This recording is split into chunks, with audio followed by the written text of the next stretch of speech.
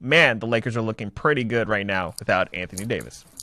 Yeah, I mean, we were looking good. I mean, I got kind of nervous. I'm not gonna lie. I started watching during the third quarter, but because I'm like, I don't need that kind of stress in my life. I'm trying to have a good time, and I don't need that nail biting that we've all been kind of doing watching the Lakers these last couple of weeks. But they look good. I mean, it looks like, I don't know. Was it? It kind of looked like they had a fire kind of lit under their ass. So was it just me, or did you see that too? Well, I think, okay, so considering the competition, they were playing the Indiana Pacers and then Golden State Warriors on Monday night. And I think when it comes to those two teams, granted, the Indiana Pacers are a playoff team, but on the Eastern Conference, and they're very blue collar with a lot of injuries. I think when it comes to the Indiana Pacers, that wasn't really the top competition that you're expecting the Lakers to suffer from. And the Lakers actually have a pretty easy schedule to start off the second half. Now, granted, this is the part that comes in. They have the most back-to-back games in the second half of the schedule, more than anyone in the league. So they're first in back-to-back games, which means it's going to be a lot of tedious games, putting a lot of stress onto LeBron James and a lot of the other players that have played multiple minutes. I'm thinking right now it's a good thing that they get those early W's out of the way, because in the long haul, it's going to be a journey.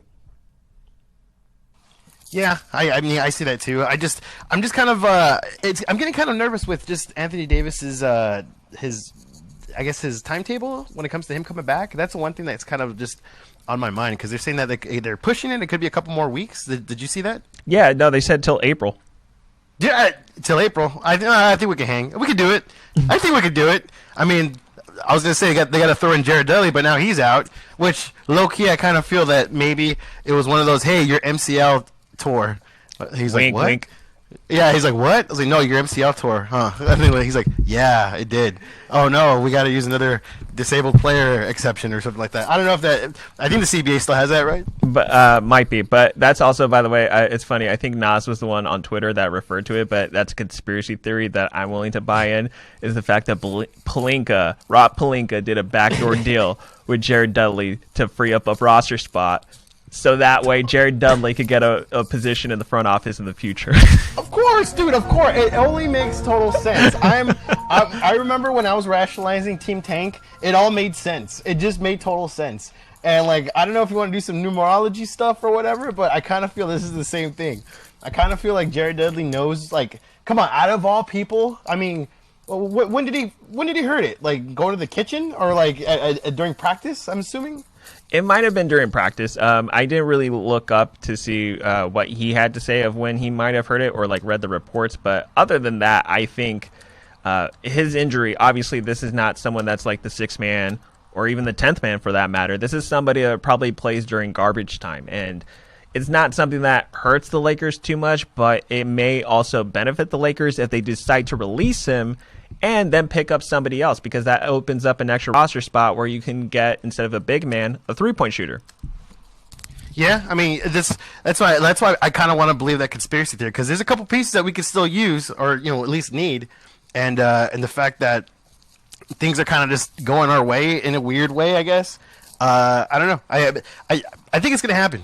Who knows who they're gonna pick up? I mean, I think Whiteside. So, did you see those DMs that got leaked from Whiteside? No. Oh, okay. So apparently he was hitting up a chick. I don't know how old they were. So that was my thing. I haven't validated it yet because that's what I wanted to see. But I just briefly saw it. Wasn't sure how true this was. So everyone listening, just take it with a grain of salt. But he just said that he was coming to LA soon, and he was hitting up a chick, and she's like, "Oh, I don't know who you are."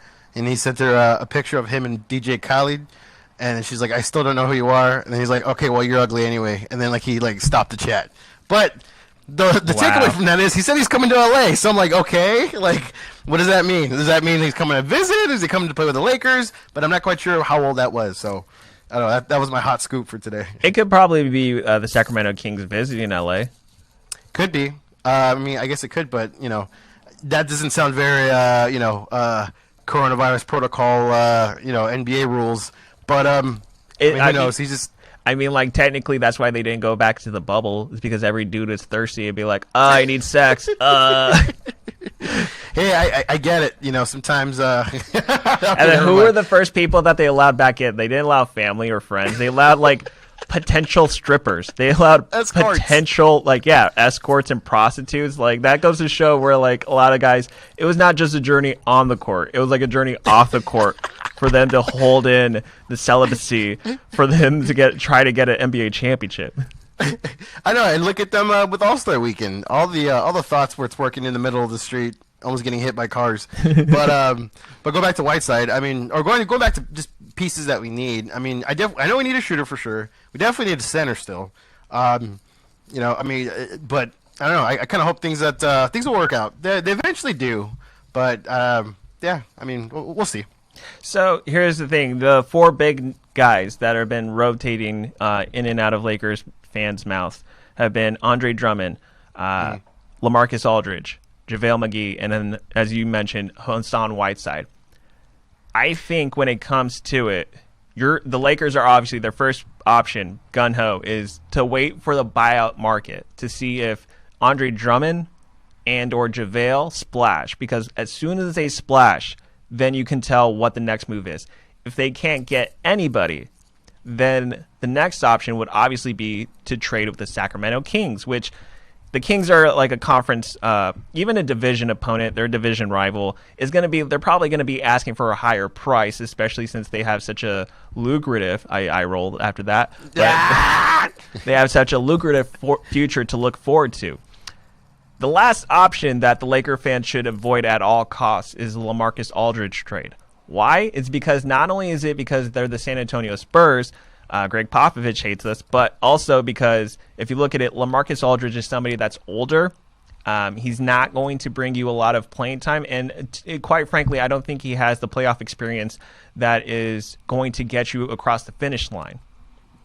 Yeah, I don't think so either. Plus, I mean, the Spurs, the way how I look at it, no team is going to want to try to help us, right? I mean, especially, maybe the Cavs because they're, different conference, but the Spurs for sure they're not. So that's why I always say just wait to the buyout market, see who comes up. But I don't want to be in that position where we miss out on something. We've done it before, it's happened before, and it sucks. So that's what's like the only fear that I have.